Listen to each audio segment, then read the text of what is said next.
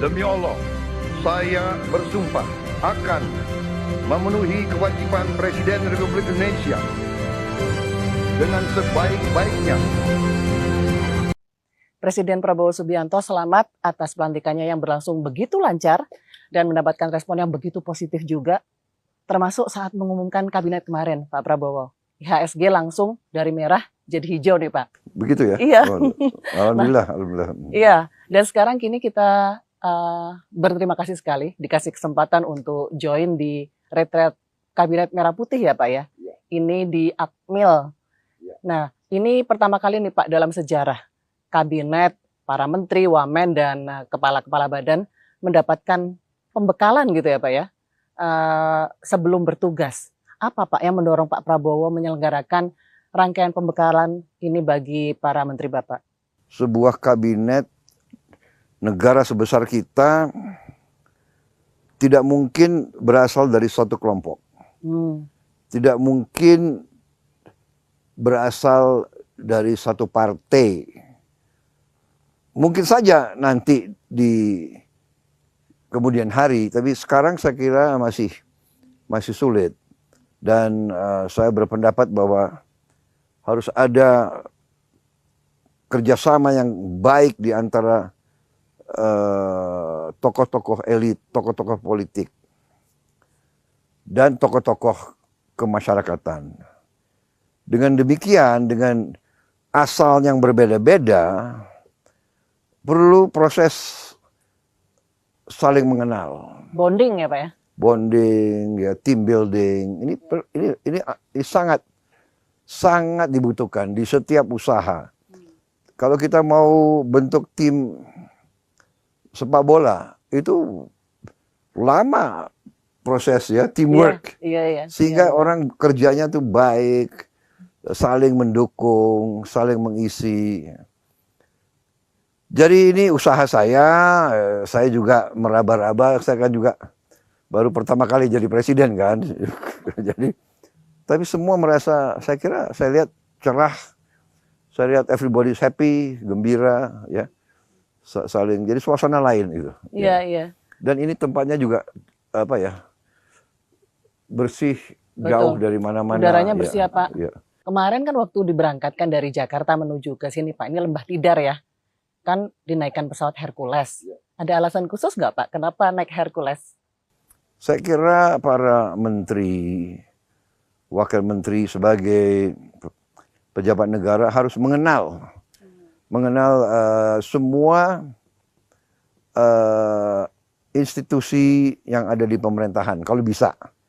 Termasuk diantaranya institusi-institusi pertahanan. Jadi mereka tahu bahwa alat-alat pertahanan itu sangat efektif, berguna, bermanfaat. Hercules sebagai contoh bisa angkut pasukan, bisa angkut barang, bisa memberi bantuan cepat kalau ada bencana, bisa evakuasi korban. Jadi sangat-sangat bermanfaat. Saya kira bagus mereka belum pernah ada. Iya, banyak yang belum pernah. Banyak yang belum pernah ya Pak ya. Sampai ada saya yang berdoa kenceng-kenceng. Iya. Pak, kemudian yang banyak jadi pertanyaan juga nih Pak ya. Lokasinya nih Pak, karena di Akademi Militer di Magelang. Ya. Kenapa? Ada pertimbangan khusus juga nggak? Daerah ini daerah penuh sejarah. Jadi daerah ini ratusan tahun terus menjadi ajang perlawanan terhadap penjajah. Sultan Agung lewat sini, di Ponorogo, di sini tempatnya dia bergerilya ya Pak ya? Dan ini Bukit Tidar ini ada suatu kepercayaan bagi terutama orang Jawa bahwa Bukit Tidar ini pakunya Pulau Jawa. Oke, pakunya Pulau Jawa. Jadi, siap. Jadi ini ada mitos di sini. Ya tradisi lah semua. Banyak yang tradisi kita harus napak tilas atau harus naik ke atas Bukit Tidar waktu kita muda itu. Waktu Taruna ya Pak? Iya. Itu berapa kali Pak kalau Taruna harus naik Bukit Tidar? Minimal 2 kali. Minimal 2 kali. pertama masuk dan kalau udah Terakhir. mau ya, Oh, oke. ya. Baik, Pak Prabowo. Ini kabinet Bapak, Kabinet Merah Putih ini saat di-announce mendapatkan respon yang positif ya Pak dari pasar. Menurut Bapak, kira-kira apa faktor penentunya Pak? Alhamdulillah kalau pasar menilai baik. Tapi niat saya selalu adalah mencari orang yang tepat pada tempat yang tepat karena ini adalah akan menjalankan misi-misi yang tidak ringan. Jadi saya butuh suatu tim yang terbaik. Saya kira itu. Karena itukah Bapak kemarin menyampaikan bahwa akan mengevaluasi setiap 6 bulan sekali? Saya kira tidak terpaku waktu ya. Saya tanamkan rasa tanggung jawab. Saya menggugah cinta tanah air. Kalau orang itu cinta tanah air, kalau orang itu sadar dia harus bekerja untuk kepentingan sebaik-baiknya rakyat dan bangsa, saya kira hasilnya akan baik.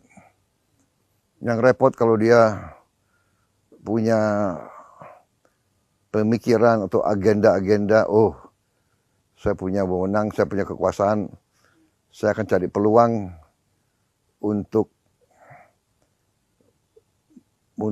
kepentingan saya atau kelompok saya sendiri. Nah, ini nanti kurang baik. Lalu Pak, bagaimana dengan pembagian peran antara Presiden dan Wapres Pak? Karena kemarin sudah mulai banyak yang menduga-duga nih Pak, tapi mungkin bisa jadi salah ya, bahwa Pak Prabowo nanti akan banyak ke urusan internasional, sedangkan Wapres ke domestik. Nggak ada pemikiran begitu, jadi nggak bisa kan. Seorang presiden dipilih untuk memimpin negara. Ya, dan sebetulnya saya ingin fokus ke dalam negeri sebetulnya. Ya kan, internasional itu saya hanya menjaga hubungan baik, tapi fokus saya adalah kesejahteraan rakyat, kemakmuran bangsa. Pak Prabowo, ini kita ingin tanya soal visi-visi Bapak ya. Karena kemarin Bapak sudah 2 kali menyampaikan pidato. Yang pertama saat pelantikan, kemudian sidang kabinet paripurna yang pertama. Nah, di sidang kabinet pertama ini, Bapak memberikan beberapa peringatan keras nih Pak. Salah satunya mengenai makan bergizi gratis. Saya aku yakin, saya pertaruhkan kepimpinan saya. Bagi saya, makan bergizi untuk anak-anak dan ibu hamil ini adalah strategi yang tidak mendukung hal ini. Silakan keluar dari pemerintah yang saya pimpin. Tegas dan keras. Nah, apa Pak yang membuat Bapak begitu yakin Indonesia harus punya program ini? Oh iya, bagi saya ini sangat penting. Masa depan kita tergantung anak-anak kita, anak-anak Indonesia. Anak-anak kita, bahkan seluruh rakyat Indonesia harus tidak boleh lapar. Karena kita negara punya kekayaan yang besar. Bisa dinikmati adalah rakyat kita makan cukup. Jadi kalau ada yang tidak mendukung prinsip ini, ya jangan, nggak perlu dekat-dekat saya lah. Apalagi ikut pemerintah saya. Ya, saya terang-terangan aja. Bagi saya hal ini prinsip, kita sudah hitung, negara lain sudah jalankan ini cukup lama. India berani, padahal India per kapitanya setengah dari Indonesia. Dia berani dan dia sudah lakukan ini saya kira sudah lebih dari 10 tahun. Pak Prabowo, tapi apa efek domino mungkin Pak yang Bapak harapkan dari program ini? Iya, terutama bagi saya concernnya adalah untuk makanan dari anak-anak dan ibu-ibu hamil. Tapi ternyata para pakar mengatakan kalau memang kita lakukan itu dan pembelian bahan-bahan berada di daerah, di kabupaten, di kecamatan, di desa-desa, itu menimbulkan suatu dampak bahwa rakyat itu penghasilannya bisa tambah. Ya, para petani, produsen mendapat satu pasar yang terjamin. ya, bahwa ada yang beli produk-produk mereka. Tiap hari kan kita perlu telur, perlu sayur, perlu ayam, perlu ikan, perlu nasi. Artinya Sangat-sangat baik. Ya. akan sangat mendorong. Berapa uang yang beredar di kabupaten ke bawah, di daerah-daerah, juga di provinsi, tapi beredar di rakyat, ya kan? Apakah ini yang juga mendorong Bapak untuk biar cepat-cepat nih bisa swasembada pangan gitu ya Pak ya? Oh, kalau swasembada pangan itu mutlak. Negara mau aman, negara mau berdaulat, ya harus bisa beri makan rakyatnya sendiri. Tapi terobosan apa nih Pak kira-kira yang akan Bapak lakukan untuk dapat menciptakan swasembada pangan? Karena kurun waktunya nih singkat ya Pak ya, 4-5 tahun. Kalau kita hitung, kita bisa swasembada pangan. Kita sudah berapa kali pernah swasembada pangan. Tapi ini perlu konsistensi, perlu suatu tekad dan terutama peran dari pemerintah yang kokoh. Ya, negara harus kuat.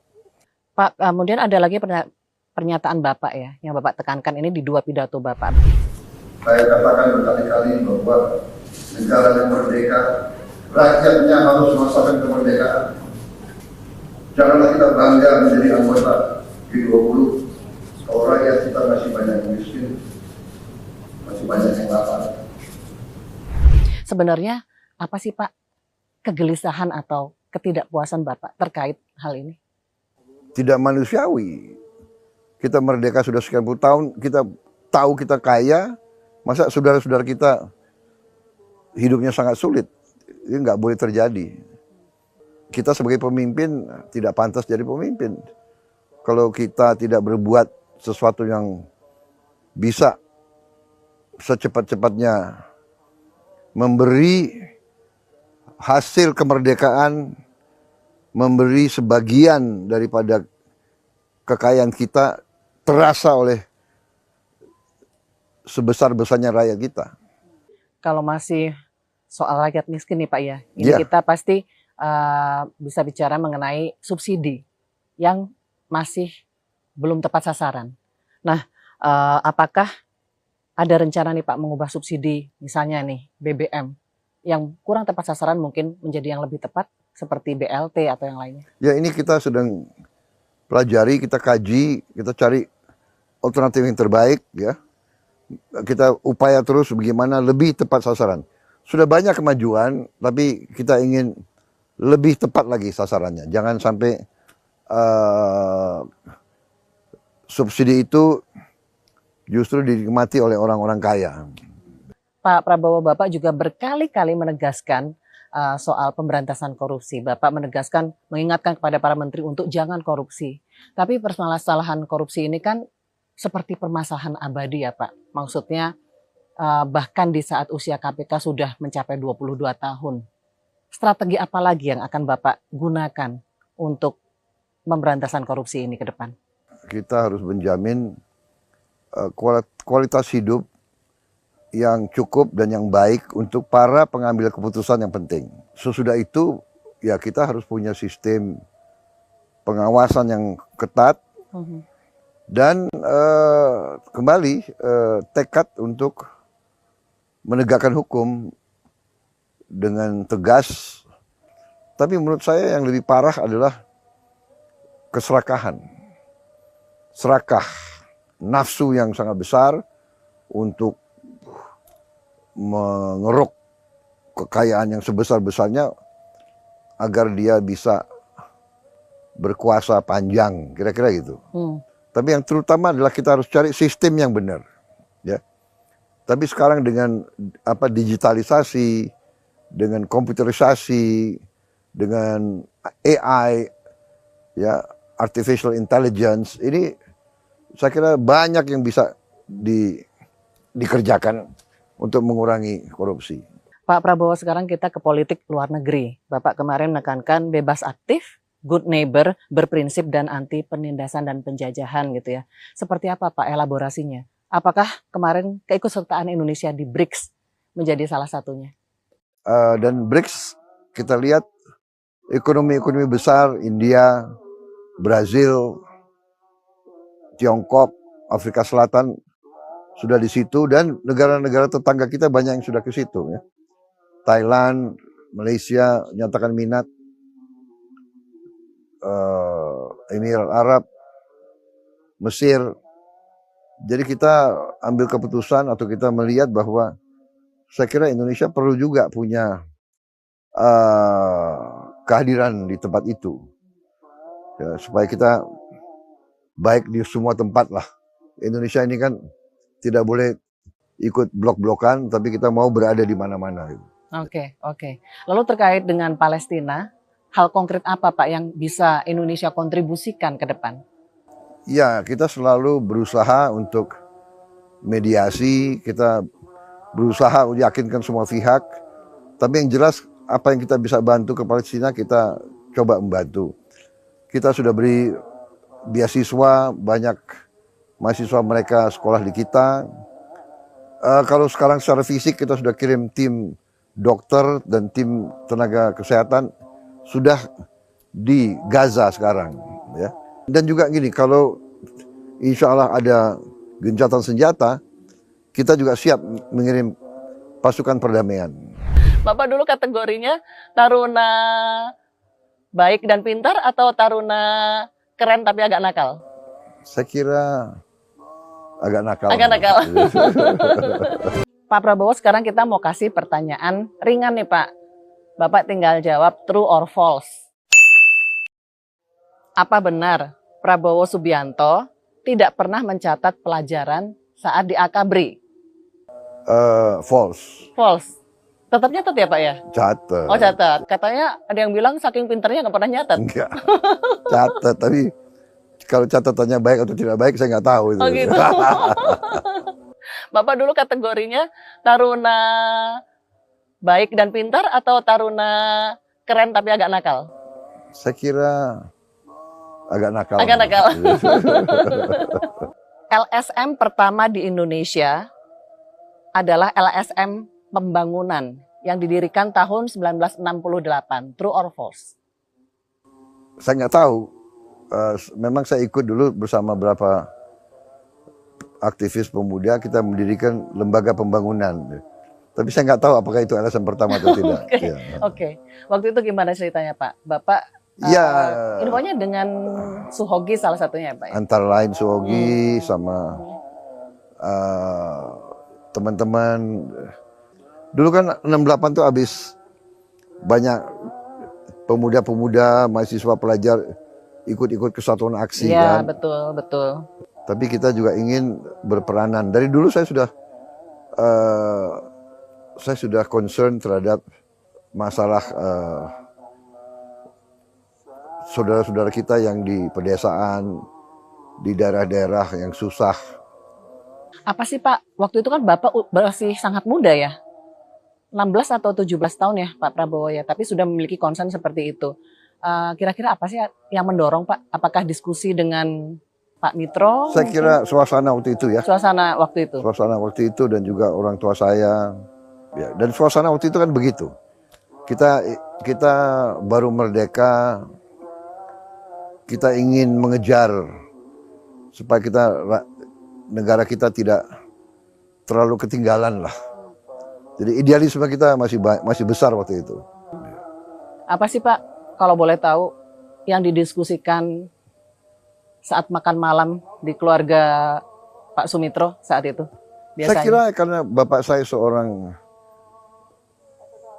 tidak hanya guru besar, pendidik, dia juga seorang pemimpin politik, seorang yang sangat idealis bapak saya itu. Dia orangnya sangat pintar ya, jauh lebih pintar dari saya. Tapi jadi kalau beliau kan terkenal dulu, bahkan di zaman Belanda beliau tuh bisa ngalahkan orang-orang Belanda di sekolah. Jadi setiap kesempatan selalu beliau sambil diskusi, sambil ya mungkin mengajarkan nilai-nilai, mengajarkan pengalaman beliau, mengajarkan gagasan-gagasan beliau. Jadi saya banyak banyak menyerap, banyak mendengar gitu. Sambil ngobrol, sambil banyak Iya, belajar iya. ya. Pak, ini sekarang saya mau nanya ini karena banyak pihak kemarin yang jadi viral nih. Karena Bapak menggunakan Maung Garuda, kendaraan buatan Indonesia. Kedepannya nih Pak Prabowo, apakah Maung Garuda ini akan digunakan sebagai kendaraan resmi kenegaraan? Iya, saya inginnya seperti itu. Kehormatan bangsa, kebanggaan, sebaiknya kita bisa pakai produk kita sendiri. Jadi saya sudah merencanakan kemungkinan besar nanti semua menteri, semua wakil menteri, dirjen, pejabat, mungkin tingkat gubernur, bupati, wali kota, sebaiknya menggunakan kendaraan buatan bangsa Indonesia sendiri. Terutama TNI Polri ya, saya kira. Itu cita-cita saya dari kecil, alhamdulillah tercapai pada saat saya Menteri Pertahanan dan sekarang Presiden. Pak, tapi kalau kita perhatikan mobil Pak Prabowo putih terus ya Pak warnanya. Kenapa Pak? Ya saya suka aja. Suka warna Ya, putih? saya suka aja, warnanya cerah begitu ya. Ya. Pak Prabowo, Presiden RI ke-8 ini diperoleh setelah 4 kali gagal dalam Pilpres ya. Tapi Bapak terus mencoba lagi. Apa sih Pak? Atau siapa yang menyebabkan Bapak terus mencoba lagi? Saya kira karena cinta tanah air satu, saya tidak rela Indonesia diinjak-injak oleh bangsa manapun. Saya tidak suka kekayaan Indonesia dirampok. Saya ingin berbuat yang terbaik untuk bangsa dan rakyat saya itu. Ini kan diperoleh dengan perjuangan panjang dan jalan yang berliku-liku gitu ya Pak ya.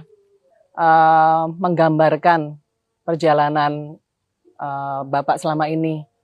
Ada nggak Pak lagu atau pepatah yang paling tepat? Ada banyak lagu yang berkesan, tapi saya suka lagu apa tuh, One Moment in Time ya. One Moment in Time. Oke. Ada versi Indonesianya tuh saya suka juga. Versi Indonesianya kayak gimana Pak? Kalau nggak salah apa, berilah saya satu kesempatan. Oh ya? Oh, nyanyi dikit dong Pak, saya nggak tahu yang versi Indonesia. Berilah aku satu kesempatan untuk bisa wujudkan mimpiku. Saat rakyat kecil tersenyum bahagia, semua rukun dan bersatu. Presiden Prabowo Subianto, terima kasih untuk waktunya. Selamat bekerja Pak, dan selamat mewujudkan harapan dan juga doa-doa seluruh rakyat Indonesia. Terima kasih. Terima kasih Pak. Terima kasih. Perjuangkan kesempatan.